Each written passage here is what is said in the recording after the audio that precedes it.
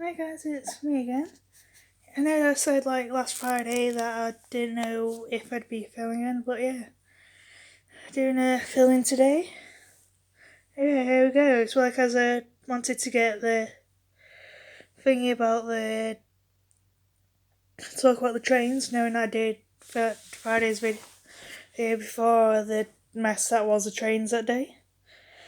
And yeah, it's they shut the train electricity off around Deansgate with the trains and all that. And yeah, I didn't find out till after I'd filmed and uploaded and all that. And yeah, so it was really interesting as I couldn't exactly get a direct train home as usual. And yeah, so and I think I stood on Oxford Road station for about 40 minutes before I could get a train home, or vaguely close to home to Stockport. And yeah, so that one was okay, but it's missed the second train that would take me the rest of the way. As I was deciding whether to get food or not, as I subsequently missed that train, I was essentially went to Sainsbury's to get food to wait about half an hour for the next train to take me closer to home.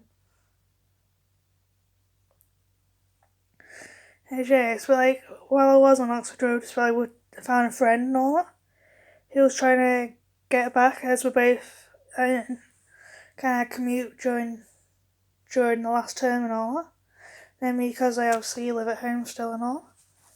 And yeah, so I think for the both of us were kind of somewhat frustrated at the fact that trains are late, constantly late kind of thing.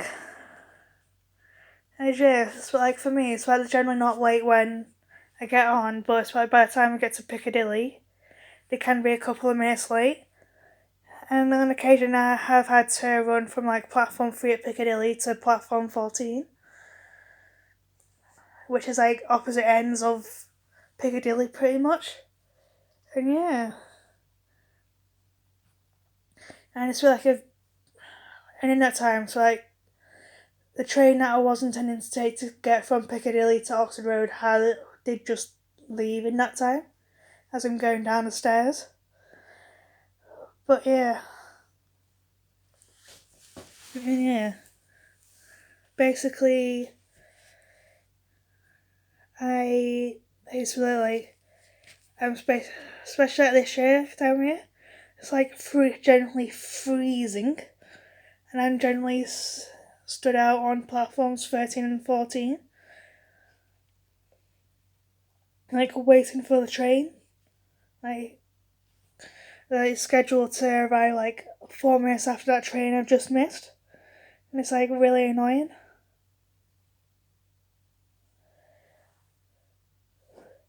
Not that I generally mind, as Trans-Pennine is actually an alright train company, sort of.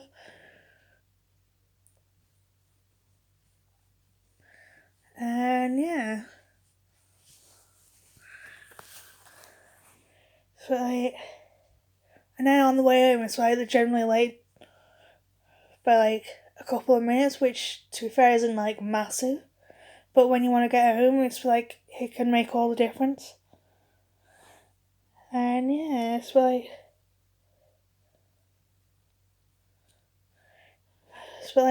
then Virgin trains kind of cease to exist. So at midnight on the 8th of December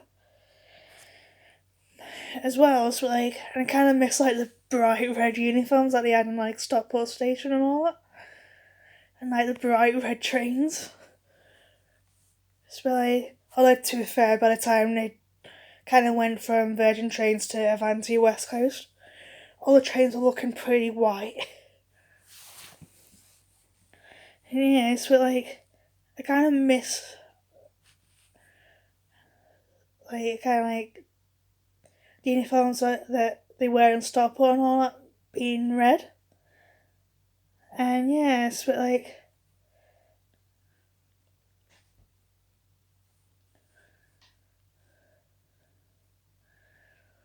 So I've essentially gone from kind of wearing red constantly to when I see him in the morning wearing like a dark blue green colour.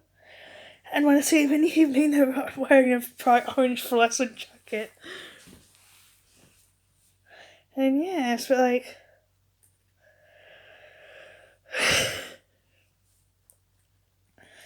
if you get, and it's it would be nice to see kind of wear one bright uniform and all that.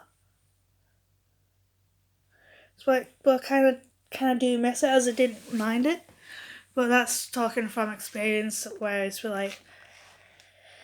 where he really went on him from Stockport to down to London Euston. Maybe around Christmas time and all that.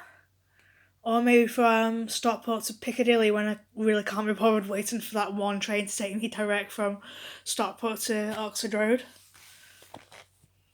When I just missed the direct train as well from where I live to Oxford Road. Yeah, it's it was kind of like that one company that was left you alone as somewhat, and all that, where I could literally just sink into a seat, legs splayed out in front of me kind of thing. So yeah. So I could kind of miss it, but the same staff is still there. It's just uniform change and all that due to different company and all that. Apparently it's Avanti West Coast is a company based kind of like the English offshoot of the Italian company called Trenitalia. Please let me know if I botched that. And yeah, so bear in mind we're in the middle of Brexit. I still haven't left EU yet, as per my EU tutor head of EU last year. In the last lecture we had about in April of this year, as he predicted that we wouldn't have left EU by Christmas, and yeah, it's still not left EU and unlikely to till after Christmas. No, Brexit's a nightmare and all that, but considering we're going through Brexit and we gave a company based in an EU country, from an EU country, license over some of our routes, I find it kind of ironic, we're leaving EU, but let's bring in all the EU companies. Kind of thing.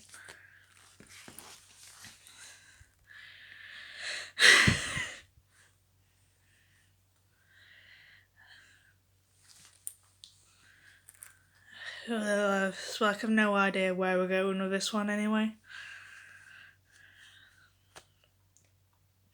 Bear in mind we kind of triggered Article 50, I think it was, early March 2017. And if we kept to everything, we should have left March this year, of March 2019. And the fact that we're still in the EU proves that kind of those in the House and Commons and all that are incompetent at doing their job somewhat, at looking out and getting out for us and getting the best deal for us kind of thing. As the vast majority, the slight majority of us wanted to leave the EU.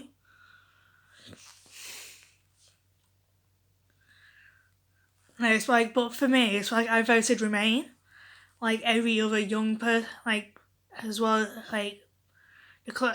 from the close minority in the election.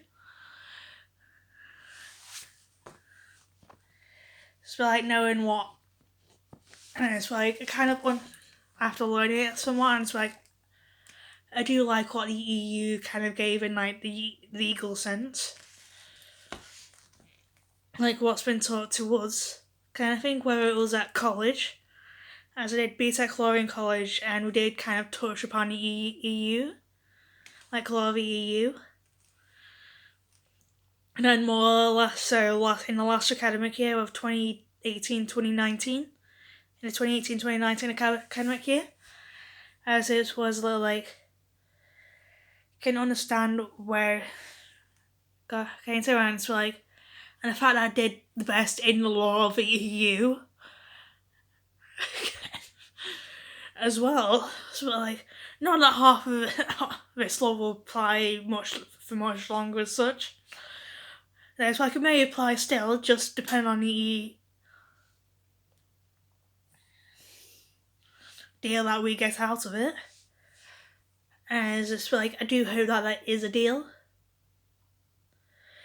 that is kind of like good for everyone, not just the arseholes that make up part of the population that have all the wealth and power. Sorry if everyone's offended.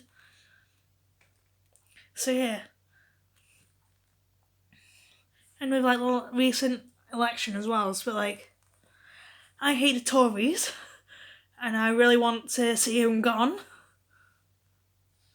And it's like, for as long as I can kind of remember politics and all that, they've been in power kind of thing, like, since year 8. Since I was in like year 8. Which was kind of like 2009, 2010. So it's like a full 10 years now. And it's like, I just want to see them gone, and it's like a firm majority elsewhere. So like, as I don't like the Tories and all that. So like, and more importantly, I don't like the Boris Johnson. So like, I didn't mind him when he was kind of like Mayor of London, but that was when he was Mayor of London.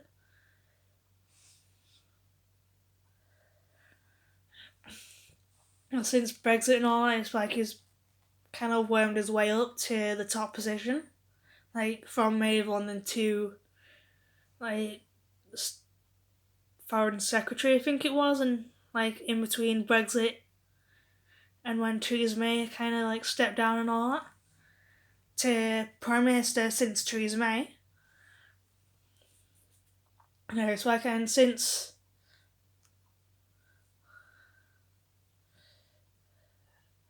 kind of like had the majority, so like, I haven't really liked what they've been doing per se. As I just see him as incompetent at the moment, so yeah. That's essentially today's video.